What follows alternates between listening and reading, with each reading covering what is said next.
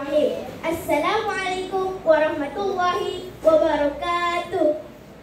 Alhamdulillahirabbil alamin wassalatu wassalamu ala asyrafil anbiya'i wal mursalin sayyidina wa maulana Muhammadin wa ala alihi wa sahbihi ajma'in.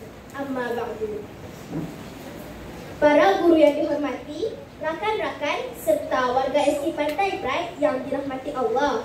Pertama-tama, marilah kita bersyukur kepada Allah yang Maha Ghafur yang telah memberikan kita nikmat umur agar selalu bersyukur, hidup makmur, tidak takabur dan selalu mengharapkan nikmat kubur.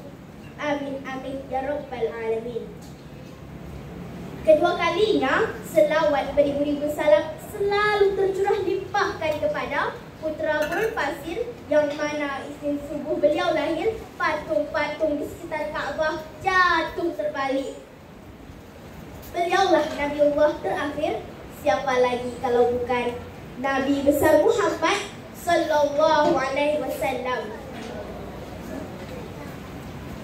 Pada kesempatan yang barokah ini, izinkan saya menyampaikan sedikit tausiah yang berjudul meneladani akhlak Rasulullah dalam berbagai aspek kehidupan. Warga dewan yang dirahmati Allah, andaikan kita tahu bagaimana perjuangan Rasulullah dulu dalam mengubah peradaban jahiliyah menuju Islamiyah. Tantangan, hinaan, ancaman, bahkan nyawa dipertaruhkan. Rasulullah penyabar, Rasulullah pemaaf, Rasulullah lemah lembut. Akan tetapi beliau hadirin juga seorang pemberani. Pantang mundur, maju tak gentar untuk menciarkan agama Islam dan mengibarkan bendera La ilaha illallah Muhammadur Rasulullah. Nabi Muhammad sallallahu alaihi wasallam sebagai Nabi dan Rasul sekaligus menjadi uswatun hasanah bagi umat manusia. Sebagaimana firman Allah dalam Al-Quran surah Al-Ahzab ayat 21 yang berbunyi, A'udzu billahi minasyaitonir rajim. Bismillahirrahmanirrahim. Laqad kana lakum fi Rasulillahi uswatun hasanah. Uswatun hasanatan liman kana yarjullaha wal yawmal akhir wa dzakarallaha katsira. Sadaqallahul azim. Yang artinya, sungguh telah ada pada diri Rasulullah itu suri teladan yang baik bagimu dan bagi orang-orang yang mengharapkan rahmat Allah dan datangnya hari kiamat dan yang banyak mengingat Allah. Hadirin dan rakan yang dikasihi, Rasulullah patut dijadikan teladan dalam berbagai aspek kehidupan. Tetapi zaman sekarang hadirin, tipisnya iman, terkikisnya keyakinan, bahkan hilangnya mahabbah kepada Rasulullah. Kerana lebih cintanya seseorang terhadap artis-artis bergaya di tren kini. Betul? Rasulullah mewajibkan wanita menutup aurat, tetapi realitinya para wanita gentayangan memamerkan auratnya di mana-mana. Berpakaian tetapi tidak mematuhi syariat. Dilihat dosa, tidak dilihat barang bagus, betul?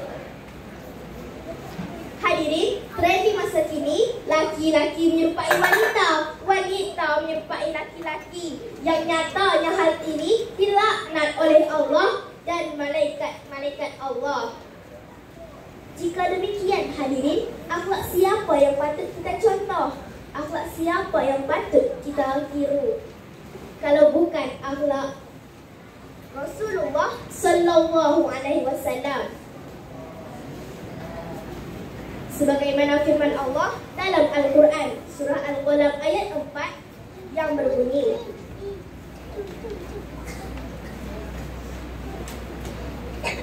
Wa innaka la'ala khuluqin azim. Dan sesungguhnya engkau Muhammad memiliki budi pekerti yang agung.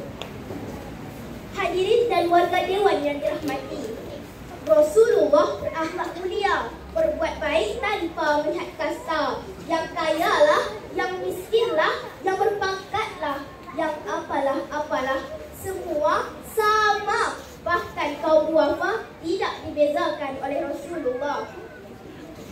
Hadirin yang dirahmati oleh Allah, ada dua pesan dari Rasulullah ketika beliau dinazak oleh malaikat Israel.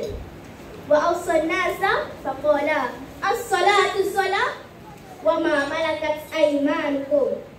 Peliharalah solat dan hamba-hamba yang kamu miliki. Begitu cintanya Nabi Muhammad SAW terhadap umatnya. Lalu bagaimana dengan kita? Padahal solat sudah diringkas 5 waktu, tetapi kita masih solat sewaktu-waktu. Ini kuntu minaz zalimin. Rasulullah sangat sederhana, padahal beliau keturunan Quraisy yang kaya raya. Isteri beliau Siti Khadijah saudagar kaya dengan harta melimpah. Lalu manakah harta beliau? Kemanakah kekayaan Siti Khadijah? Semua dipergunakan untuk kepentingan Islam. Subhanallah. Oleh kerana itu, marilah kita teladani akhlak Rasulullah dalam berbagai aspek kehidupan. Jauhi peradaban jahiliyah yang menjadikan manusia tidak ubahnya seperti al-hayawanat yumkinuha al-tadus atau haiwan yang bisa berbicara. Na'udzubillah, summa na'udzubillah. Lakukanlah ajaran Rasulullah, ikutilah sunnah Rasulullah. InsyaAllah barakah dan syafaat akan kita dapat. Amin amin ya rabbal alamin. Demikian tausiah yang dapat saya sampaikan pada hari ini. Bila ada kekurangan, itu datangnya dari saya sendiri, dan bila ada kelebihan, itu datangnya dari Sang Ilahi Rabbi. Wabillahi taufiq wal hidayah, waridha wal inayah wal afu minkum. Wassallallahu ala Muhammad wa ala alihi wa sahbihi wa sallim.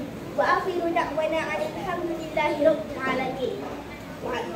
Wassalamualaikum warahmatullahi wabarakatuh.